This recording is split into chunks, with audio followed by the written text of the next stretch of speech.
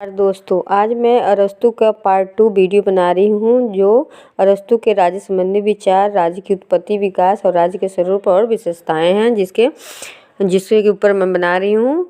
ये बहुत ही important video है।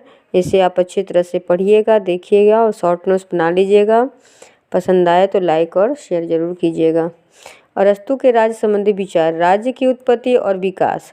अरस्तू अपने गुरु प्लेटो की भांति वर्ग के इस विचार का खंडन करता है कि राज्य की उत्पत्ति समझौते से हुई है और उसका अपने नागरिकों की शक्ति पर कोई वास्तविक अधिकार नहीं है। अरस्तू के अनुसार व्यक्ति अपनी प्रकृति से ही एक राजनीतिक प्राणी है और राज्य व्यक्ति की इस प्रकृति का ही परिणाम है। अरस्तू के अनुसार राज्य मनुष्य की सामाजिकता का परिणाम है। सामाजिक जीवन अन्य जीवधारियों में भी पाया जाता है, परंतु व्यक्ति विचारशील और विवेकशील प्राणी है, इसलिए उसकी सामाजिकता अन्य श्रेणी के जीवधारियों से भिन्न है।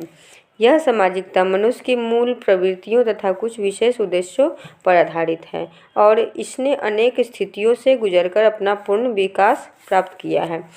सर्वप्रथम विवाह पद्धति के आधार पर उसने सबसे पहले सामाजिक संस्था परिवार की स्थापना की, जिसमें पति, पत्नी, संतान और दास एक साथ रहते हैं। कौटुंबिक व्यवस्था में हमें राज्य का बीज दिखाई देता है, क्योंकि कुटुंब का स्वामी शासक के रूप में कार्य करता है। कुटुंब स्वाभाविक समुदाय है, क्योंकि वह संतान उत्पत्ति और सुरक्षा की आवश्यकताओं को पूरा करता है। राज्य का स्वरूप और विशेषताएं। राज्य स्वाभाविक समुदाय है। अरस्तू का विश्वास है कि मनुष्य एक राजनीतिक प्राणी है और राज्य एक स्वाभाविक समुदाय है। राज्य मानव के भावनात्मक जीवन की अभिव्यंजना है और इससे अलग रहकर व्यक्ति अपने जीवन के लक्ष्य की प्राप्ति नहीं कर सकता है। राज्य परिवार का ही बृहत रूप होने के कारण यह भी वैसे ही स्वाभाविक है जैसे कि परिवार। व्यक्ति के विकास का जो कार्य परिवार से प्रारंभ होता है, उसकी पूर्ण सिद्धि राज्य में ही की जा सकती है। इस प्रकार राज्य सामाजिक जीवन के विकास की अंतिम अवस्था है। राज्य स्वाभाविक होने के साथ साथ मनुष्य के लिए आवश्यक भी है। व्यक्ति के लिए राज्य का अस्तित्व उतना ही आवश्यक है जितना कि परिवार का। परिवार में व्यक्ति की कुछ भावनात्मक और कुछ आर्थिक आवश्यकताएं पूरी होती हैं। ग्राम इनके अतिरिक्त कुछ और आवश्यकताओं की पूरी करता है और परंतु मनुष्य का पूर्ण बौद्धिक और नैतिक विकास राज्य में ही संभव है। इस प्रकार अरस्तू अपने इस निष्कर्ष पर पहुंचता है कि राज्य का उदय जीवन के लिए हुआ और सदजीवन के लिए उसका अस्तित्व बना हुआ है। राज्य व्यक्ति से पूर्व का संगठन है। अरस्तू ने राज्य के प्रश्न पर विचार करते हुए कहा है कि राज्य व्यक्ति से पूर्व का संगठन है।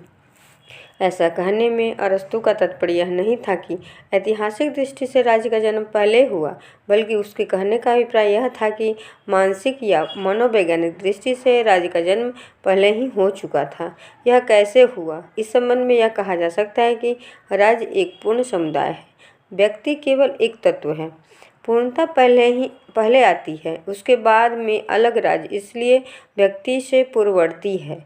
मनुष्य के बौद्धिक विकास का पूर्ण कल्पना के रूप में राज्य का जन्म व्यक्ति, परिवार और ग्राम के अस्तित्व में आने से पूर्व ही हो चुका था।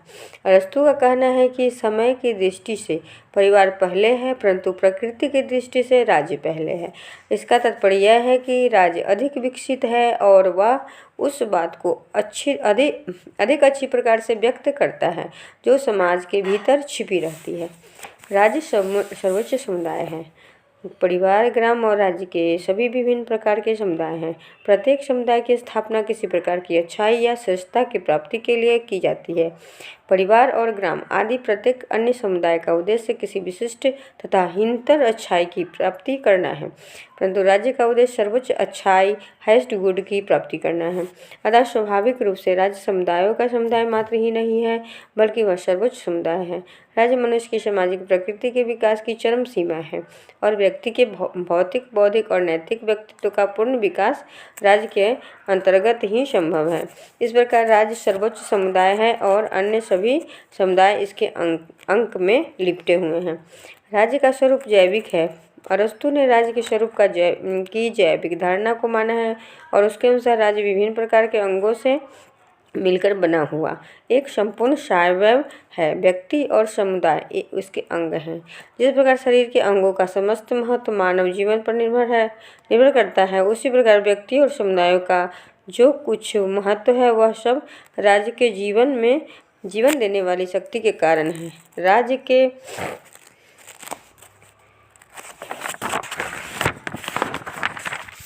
के अभाव में वे सब जड़ हो जाएंगे और उनका विनाश हो जाएगा।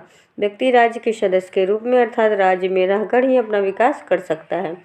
राज्य एक आत्मनिर्भर संगठन है। अरस्तु का विचार है कि राज्य सभी वस्तुओं के विषय में आत्मनिर्भरता की प्रकाष्ठा तक पहुंचा हुआ संगठन है।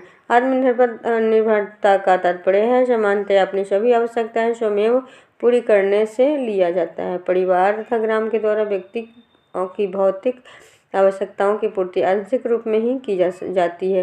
राज्य ही एकमात्र ऐसा संगठन है जो इन आवश्यकताओं की पूर्ण रूप से पूर्ति कर सकता है। इसके साथ ही राज्य व्यक्ति की प्रकृति की उच्चतम आवश्यकताओं, उसकी बौद्धिक तथा नैतिक आवश्यकताएं भी पूरी करता है। अतः राज्य में व्यक्ति को किसी प्रकार का अभाव नहीं रहता है और इसी कारण इसे आत्मनिर्भर संगठन कहा गया है। नगर राज्य सर्वाधिक श्रेष्ठ राजनीतिक संगठन है। अरस्तु के लिए प्लेटो की ही भांति नगर राज्य सर्वाधिक श्रेष्ठ राजनीतिक संगठन था।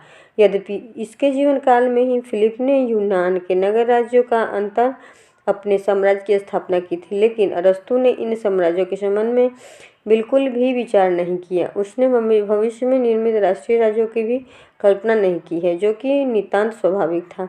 उसने तो अपने आदर्श राज्य का चित्रण एक नगर राज्य के रूप में ही किया है। अरस्तु का यह नगर राज्य समस्त विज्ञान, कला, गुणों और पूर्णता में एक साझेदारी है। राज्य का उद्देश्य और कार्य। अरस्तु के अनुसार राज्य एक सकारात्मक अच्छाई है। संक्षेप में वह राज्य को निम्नलिखित कार्य सौंपता है: अपने सदस्यों के पूर्ण और आत्मनिर्भर जीवन की व्यवस्था करना, व्यक्ति की श्रेष्ठ प्रवृत्तियों के श्रेष्ठ कार्य की आदत के रूप में विकसित करना, अपने सदस्यों की प्राकृतिक आवश्यकताओं को संतुष्ट करना, व्यक्तियों को ऐसे साधन और वातावरण प्रदान करना जिसमें वे अपना शारीरिक, बौद्धिक और नैतिक विकास कर सकें।